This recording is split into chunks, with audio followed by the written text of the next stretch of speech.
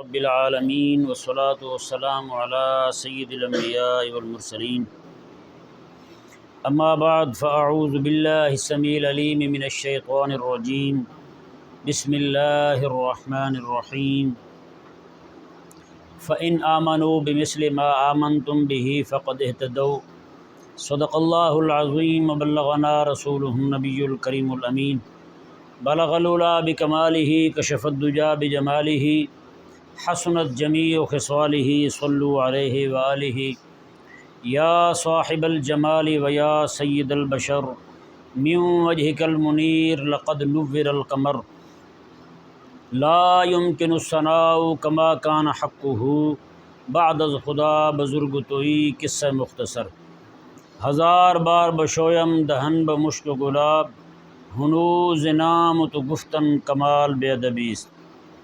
حاضرین ذوی الاحتشام، اللہ تبارک و تعالی کا کروڑہ احسان جس خداوند قدوس نے ہم سب کو آج کی اس عظیم الشان محفل میں آنے کی توفیق عطا فرمائی۔ چند ایک باتیں آپ کے سامنے عرض کی جائیں گی۔ حضرت سیدنا امام علی مقام امام حسین رضی اللہ تعالی عنہ کی سیرت مبارکہ کے حوالے سے ایام منانا ہمارے نزدیک سب سے بڑی عبادت صرف دن منانا ہے جی، جبکہ اللہ تبارک و تعالی نے قرآن کریم میں کیا ارشاد فرمایا، فَإِنْ آمَنُوا بِمِثْلِ مَا آمَنْتُمْ بِهِ فَقَدْ اهْتَدَوْا۔ اللہ تعالی نے فرمایا حبیب پیارے، جس طرح تیرے صحابہ ایمان لائے نا اسی طرح یہ لوگ بھی ایمان لے آئیں۔ جس طرح تیرے صحابہ تیرے ساتھ کھڑے ہوئے ہیں غلبہ دین کے لیے، احد میں، بدر میں، حنین میں، تبوک میں، جہاں کہیں بھی حبیب آپ گئے ہیں یہ ساتھ کھڑے ہوئے ہیں۔ جس طرح ایمان انہوں نے قبول کیا ہے، جس طرح ایمان کے بعد پھر ایمان پر استقامت تیرے صحابہ نے اختیار کی ہے، جس طرح ایمان لانے کے بعد اس پر استقامت اختیار کرنے کے بعد ایمان کے، دین کے، اسلام کے غلبے کے لیے تیرے صحابہ کھڑے ہوئے ہیں، اگر یہ بھی اسی طرح کھڑے ہو جائیں یہ بھی ہدایت پا جائیں، یہ بھی ہدایت پا جائیں۔ تو یہ اللہ تبارک و تعالی کی طرف سے جو مطالبہ ہے نا وہ کسی اور شے کا ہے۔ ہم چونکہ دن منانے میں کوئی مسئلہ نہیں ہے، مستحب ہے جی، بزرگوں کے ایام منانے مستحب ہیں، لیکن ہم جو ہے ہم نے اپنے آپ کو محدود کر رکھا ہے صرف دن منانے تک، بس چھٹی۔ کریم آقا علیہ السلام کا میلاد شریف مناتے ہیں ہم، امام حسین رضی اللہ تعالیٰ عنہ کی شہادت کا دن مناتے ہیں، ہے یا نہیں ایسا؟ آقا علیہ السلام کے میلاد شریف کے بعد جو کچھ بھی ہوا ہے وہ بیان نہیں ہوتا، اتنا صرف میلاد ہی بیان ہوتا ہے۔ آقا علیہ السلام کے میلاد شریف کے بعد اعلان نبوت ہوا ہے، اعلان نبوت کے بعد آقا علیہ السلام کی غلبہ دین کی جو تحریک آقا علیہ السلام نے بپا کی ہے مکہ مکرمہ کے اندر، پھر مدینہ منورہ میں آ کر آقا علیہ السلام نے اسلامی سلطنت قائم فرمائی ہے کریم آقا علیہ السلام نے جی۔ اس کے بعد پھر اس سلطنت اسلامیہ کے دفاع کے لیے اتنی ساری جنگیں ہوئی ہیں، غلبہ دین کے تناظر میں اتنی ساری جنگیں ہوئی ہیں، وہ اس کا ذکر ہی نہیں ہے ہمارے ہاں، اس کا بیان ہی نہیں ہے ہمارے ہاں۔ یعنی اس سے سمجھ یہ آتا ہے کہ ہم نے آقا علیہ السلام کے میلاد شریف تک حضور کو مانا ہے، آگے پھر نہیں مانا ہم نے۔ امام حسین رضی اللہ تعالیٰ عنہ کو دیکھ لیں، ان کو شہادت کے بعد ہم مانتے ہیں، اس سے پہلے ان کا کام کیا تھا، انہوں نے کیا کیا ہے جی۔ اتنی ساری جنگوں میں آپ شریک ہوئے ہیں، حضرت عمر کے دور میں، حضرت عثمان کے دور میں، حضرت عثمان غنی رضی اللہ عنہ کے دور میں دور دراز افریقہ تک آپ جہاد کرنے کے لیے گئے ہوئے تھے۔ امام حسین پاک رضی اللہ تعالیٰ اس کا ذکر تک نہیں ہے ہمارے یہاں، اور حضرت عمر رضی اللہ تعالیٰ عنہ کے دور میں جنگوں میں آپ جایا کرتے تھے، اور حضرت امیر معاویہ رضی اللہ تعالیٰ عنہ کے دور میں قسطنطنیہ کی جنگ میں حضرت امام حسین رضی اللہ تعالیٰ عنہ خود شرکت فرما رہے ہیں۔ قسطنطنیہ کی جنگ میں جس کے بارے میں میرے کریم آقا علیہ السلام نے فرمایا تھا، فرمایا کہ جو اول جیشن، جو پہلا لشکر اس پہ حملہ آور ہوگا، حضور فرماتے وہ جنتی ہوگا۔ تو گئے یہ نہیں گئے حضرت امام حسین پاک رضی اللہ تعالیٰ عنہ۔ تو ان چیزوں سے آنکھیں موند لینا، بالکل ان کا تذکرہ تک نہ کرنا، تو یہ پھر یہی ظاہر کرتا ہے کہ ہم نے آقا علیہ السلام کو پیدا ہونے کے دن مانا ہے، امام حسین کو شہید ہونے کے دن مانا ہے۔ آقا علیہ السلام کا بھی دن منا لیا، امام حسین پاک کا بھی دن منا لیا۔ جس طرح آقا علیہ السلام کی بعد کی ساری زندگی مبارکہ سے آنکھیں بند کر لیا ہم نے، امام حسین رضی اللہ عنہ کی شہادت سے پہلی ساری زندگی حیات مبارکہ سے ہم نے آنکھیں بند کر لی۔ اب میں آپ کو صرف ایک روایت سناتا ہوں جس سے آپ کو یہ سمجھ آ جائے گی کہ امام حسین رضی اللہ تعالیٰ عنہ جو ہیں آپ کی اس سے پہلے والی زندگی جو ہے نا وہ کیسی تھی۔ شہادت سے پہلے بھی آپ دنیا میں تھے بھائی، شہادت سے پہلے بھی آپ نے غلبہ دین کا کام کیا ہے، تو اس کا بھی ذکر ہونا چاہیے، ہے یا نہیں ایسا؟ حضرت یہ روایت جو میں آپ کے سامنے سنا رہا ہوں، اس کو طبقات ابن سعد میں امام ابن سعد رحمہ اللہ نے، اور ان کے بعد اس کتاب کو تاریخ دمشق میں امام ابن عساکر رحمہ اللہ نے نقل کیا ہے۔ یہ دو عظیم محدث ہیں، انہوں نے نقل کی یہ روایت۔ فرماتے ہیں کہ حضرت سیدنا امیر معاویہ رضی اللہ تعالی عنہ نے کسی کام سے بندہ بھیجا شام سے کہ مدینے جا، اور مدینے میں مسجد نبوی شریف میں مدرسہ رسول اللہ علیہ السلام کا، فی مسجد رسول اللہ صلی اللہ علیہ وسلم، رسول اللہ کی مسجد میں رسول اللہ کا مدرسہ ہے، وہاں جا، اور وہاں حلقے لگے ہوں گے مختلف، وہاں دین پڑھایا جا رہا ہوگا، وہاں ایک حلقہ ہوگا، اس حلقے کی چند نشانیاں بیان کی، چند نشانیاں بیان کی، 3 علامتیں بیان کی۔ اللہ اکبر کبیرہ۔ حضرت امیر معاویہ رضی اللہ تعالیٰ عنہ نے اس قریشی بندے کو یہ فرما کے بھیجا، میں جب تم مدینہ منورہ میں جائے گا تو وہاں جا کر مسجد نبوی شریف میں ایک حلقہ لگا ہوگا درس و تدریس کا، وہاں رسول اللہ علیہ السلام پر نازل ہونے والا قرآن اور رسول اللہ علیہ السلام کا فرمان یعنی حدیث شریف وہ پڑھائی جا رہی ہوگی۔ فرمایا کہ وہاں جب تو جائے گا، جو پڑھنے والے ہوں گے، پڑھنے والے طالب علم جو ہوں گے، ان کی کیفیت یہ ہوگی کہ کسی بھی طالب علم کا سر اونچا نہیں ہوگا، سب کے سر جھکے ہوں گے، اس طرح کر سب کے سر جھکے ہوں گے۔ اور انہوں نے فرمایا کہ سر ایسے جھکے ہوں گے تو دیکھ کے یقین کر لے گا کہ گویا کہ ان کے سروں پر پرندے بیٹھے ہوئے ہیں، یعنی پرندہ جو ہے کبھی انسان کے اوپر آ کے تھوڑی بیٹھتا ہے، نہیں نہ بیٹھتا، پرندہ ہمیشہ ایسی شے پر بیٹھتا ہے جہاں اس کو تکلیف کا ڈر نہ ہو۔ درخت پہ آگے بیٹھے گا، اسے پتہ درخت نے کون سا پکڑ لینا ہے مجھے، وہ پہاڑ پہ بیٹھے گا، زمین پہ بیٹھے گا، تار پہ بیٹھ جائے گا، کسی بندے کے کندھے پہ نہیں بیٹھتا۔ اللہ اکبر۔ حضرت امیر معاویہ رضی اللہ تعالیٰ عنہ نے فرمایا اس درس کی یہ نشانی ہوگی کہ وہاں پرندے بھی آ کے بیٹھ جائیں، وہ بھی یہ سمجھیں کہ یہ کوئی انسان نہیں بیٹھا ہوا، بے فکر ہو کے بیٹھ جائیں، یعنی اتنے اس بندے کے درس میں منہمک ہوں گے، اتنے اپنے آپ کو مشغول کیے ہوں گے، اتنی جناب ان کے اندر ایک کیفیت طاری ہوگی کہ سر ان کے جھکے ہوئے ہوں گے، کسی کا سر اٹھا ہوا نہیں ہوگا، اور سبق پڑھایا جا رہا ہوگا۔ اور فرمایا جو پڑھانے والا ہوگا بندہ، اللہ اس کی علامت کیا بیان کی، میں جو پڑھانے والا بندہ ہوگا اس کا تہ بند ایسے بندہ ہوگا، اتنی اونچائی پہ ہوگا جیسے میرے کریم آقا علیہ السلام کا تہ بند ہوا کرتا تھا، جی نصف پنڈلی تک، میں معتذرن، جی علان صاف ساقے ہے، حضرت امیر معاویہ کے الفاظ ہیں، میں کہ ان کا تہ بند جو ہوگا وہ نصف پنڈلی تک ہوگا۔ کتنے تک ہوگا؟ آج میں اور آپ دیکھیں ہمارا تہ بند تو پہلے تو ہے نہیں، چلو تہ بند سے زیادہ مضبوط یہ شلوار ہے، لیکن کیا کبھی ہم نے نصف پنڈلی تک باندھی ہے اپنی شلوار باندھی ہے؟ کبھی ہم نہیں باندھتے، لیکن قربان جائیں جیسے امام کے نام کے ہم لنگر کھاتے ہیں نا، شربت پکڑ پکڑ کے دھکے کے ساتھ پلا رہے ہیں، وہ امام تو میرے آقا علیہ السلام کی سنت کی یوں پابند ہے، سبحان اللہ، ہیں امام علی مقام رضی اللہ تعالیٰ عنہ۔ فرمایا کہ یہ 2 علامتیں، ایک اللہ اکبر کبیرہ، میں اس بات کو مزید کھولتا ہوں، میں کہ یہ 2 چیزیں جو ہے نا جب تو دیکھے نا، پہلی یہ کہ ادب ایسا ہوگا وہاں کہ قرآن پڑھایا جا رہا ہے، رسول اللہ کا فرمان پڑھایا جا رہا ہے، گردن جھکی ہوگی، اور ایسے ہوگا جیسے پرندے بیٹھے ہوئے ہیں ان کے سروں پر۔ اور دوسرا فرمایا کہ ان کا تہ بند جو ہے وہ کہاں تک ہوگا؟ نصف پنڈلی تک ہوگا۔ اللہ اکبر۔ یہ بھی بتایا کہ وہ دین پڑھا رہے ہوں گے، یہ بھی بتایا کہ وہ مدرس ہوں گے، اور یہ بھی بتایا کہ آقا علیہ السلام کی سنت کے پابندی یوں ہوں گے کہ جناب ان کا تہ بند جو ہے وہ نصف پنڈلی تک ہوگا۔ اللہ اکبر کبیرہ۔ یہ بتا کے حضرت امیر معاویہ رضی اللہ تعالی عنہ نے اس قریشی کو فرمایا، میں پورے مسجد نبوی شریف میں جہاں تجھے یہ 2 باتیں لگے نا، محسوس ہوں تجھے کہ جناب قرآن حدیث پڑھایا جا رہا ہے، استاد بیٹھے پڑھا رہے ہیں، بچے پڑھنے والے جو ہیں، محدثین جو پڑھنے والے سامنے بیٹھے ہوئے ہیں، ان کی کیفیت یہ ہے کہ ان کی گردنیں جھکی ہوئی ہیں، اور جناب وہاں پہ قرآن اور حدیث بیان ہو رہا ہے، پڑھانے والا بندہ حضور کی سنت کا متبع اور فرما بردار ہے، تو ماتے یقین کر لینا ہوا ابو عبداللہ الحسین، وہی ابو عبداللہ حسین بن علی رضی اللہ تعالیٰ عنہ، سبحان اللہ، وہی ابو عبداللہ حسین بن علی بن ابی طالب رضی اللہ تعالیٰ عنہ۔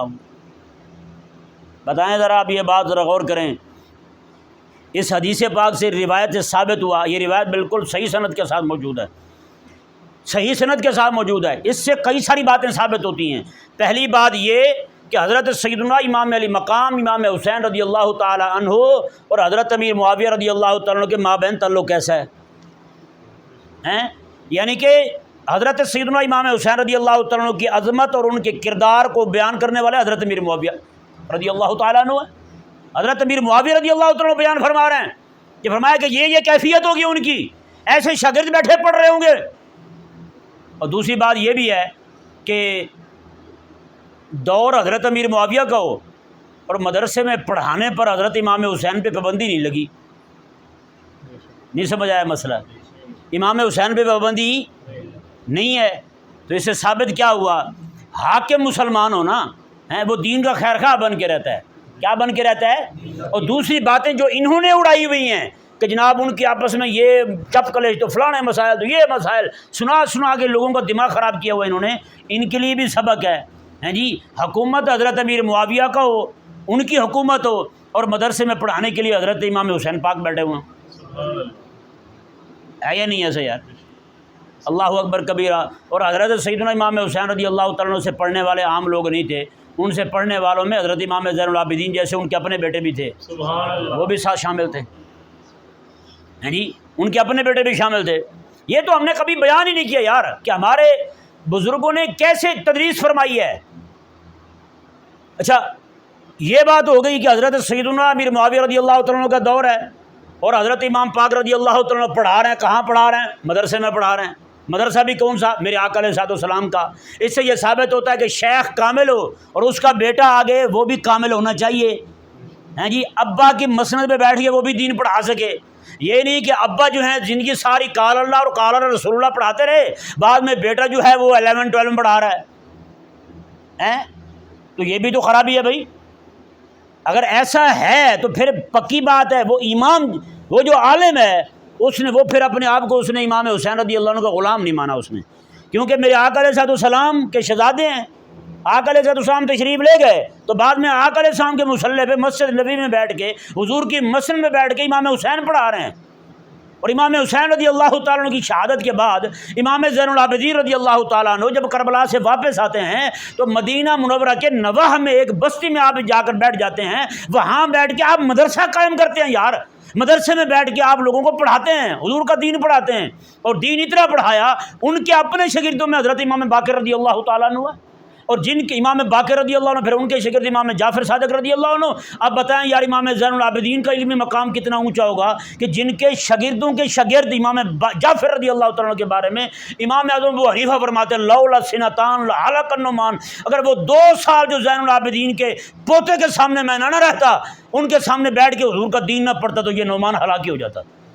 بتائیں کتنے عظیم مدرس ہے یار. پھر امام زین العابدین رضی اللہ تعالیٰ عنہ سے پڑھنے والے انہی کے شاگرد جو ہیں، اگر آپ جا کے دیکھیں امت کا پہلا مجدد جو تیار ہو رہا ہے نا، اس امت کو سب سے پہلا مجدد جو دیا ہے، سب سے پہلا مجدد جس نے دین کی تجدید فرمائی ہے، وہ امام زین العابدین رضی اللہ تعالیٰ عنہ کو شاگردوں نے تیار کیا تھا. آپ اٹھا کے دیکھیں ساری سیرت. حضرت عمر بن عبدالعزیز رضی اللہ تعالیٰ عنہ کن سے پڑھا کرتے تھے؟ آپ کے امام حضرت عمر بن عبدالعزیز رضی اللہ عنہ سب سے پہلے مجدد ہیں متفقہ طور پر. اس امت کے سب سے پہلا مجدد جس نے دین کے اندر تجدید فرمائی ہے. اور پہلا مجدد ہیں جی بیٹا جو ہے وہ حضرت عمر رضی اللہ تعالیٰ عنہ کی آل پاک کا ہیں، آل حضرت عمر کی شاگرد امام زین العابدین کے بیٹوں کا ہیں، ان کے شاگردوں کا. تو بتائیں پھر کیسے رنگ چڑھا ہے ان پہ آپ ہیں. آج امت کا کوئی بندہ حضرت عمر بن عبدالعزیز کا مخالف نہیں ہے. ہو بندہ ہو انسان بدتمیز تو پھر وہ ظاہری بات ہے ہر دور میں رہیں، ان کی تو کوئی بات ہی نہیں ہے.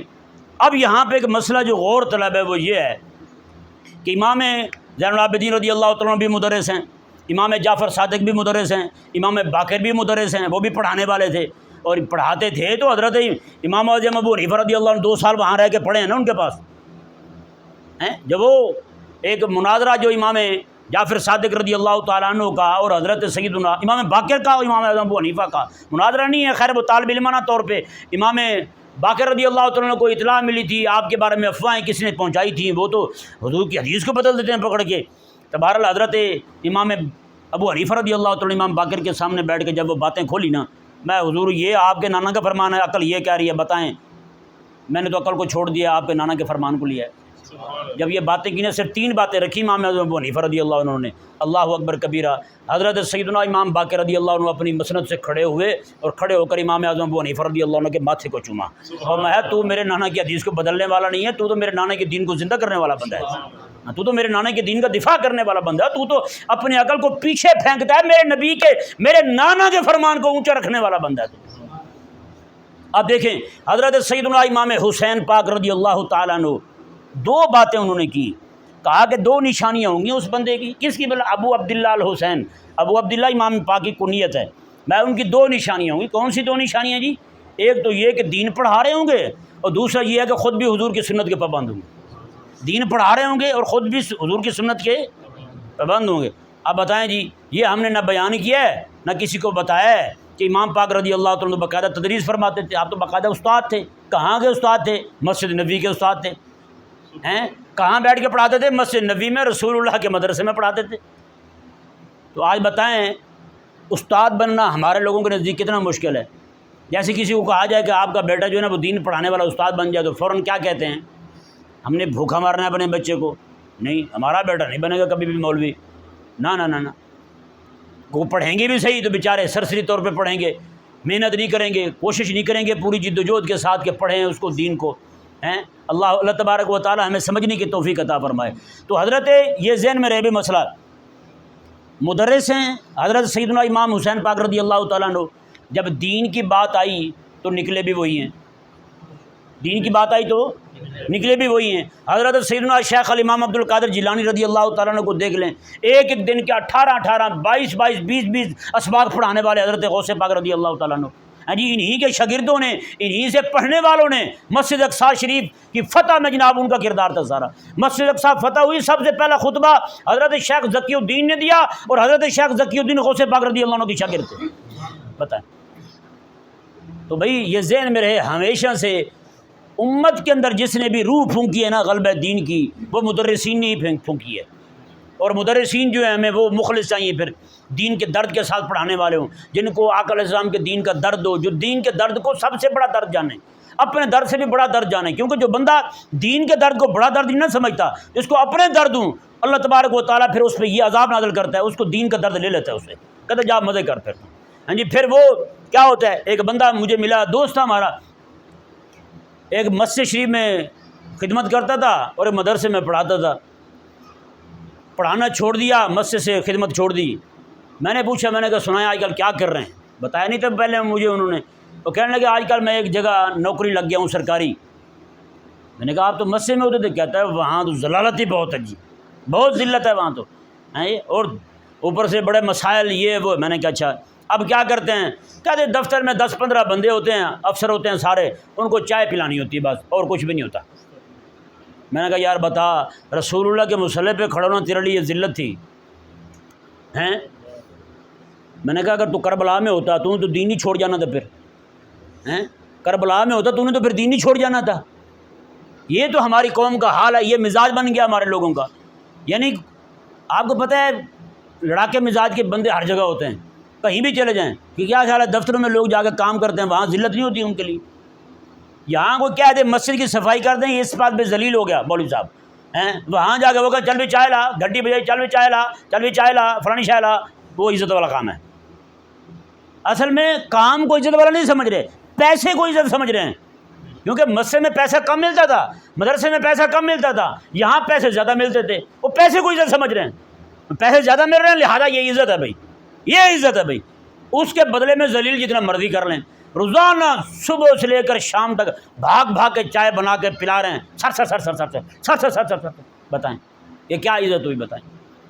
تو پیسے کو جب سے ہم نے عزت سمجھا نا، پیسے کو ہی ہم نے اپنی بڑا درد سمجھا ہے، تو پھر اللہ تبارک و تعالیٰ جو ہے اس بندے سے اپنا درد لے لیتا ہے، اپنے دین کا درد لے لیتا ہے، اپنے حبیب کا درد لے لیتا ہے، ہاں جی۔ پھر اس کے پاس کوئی اور درد نہیں رہتا، پھر اس کا جو درد ہوتا ہے نا، آقا علیہ السلام کا فرمان ہے، رب فرماتا ہے بندہ مومن کو، او بندہ مومن اپنے اس دل کو میرے لیے خالی کر دے، میرے لیے خالی کر دے، تیرے دل میں میری محبت ہو، درد ہو تو میرے دین کا ہو، بس اس کے علاوہ اپنا دل خالی رکھ۔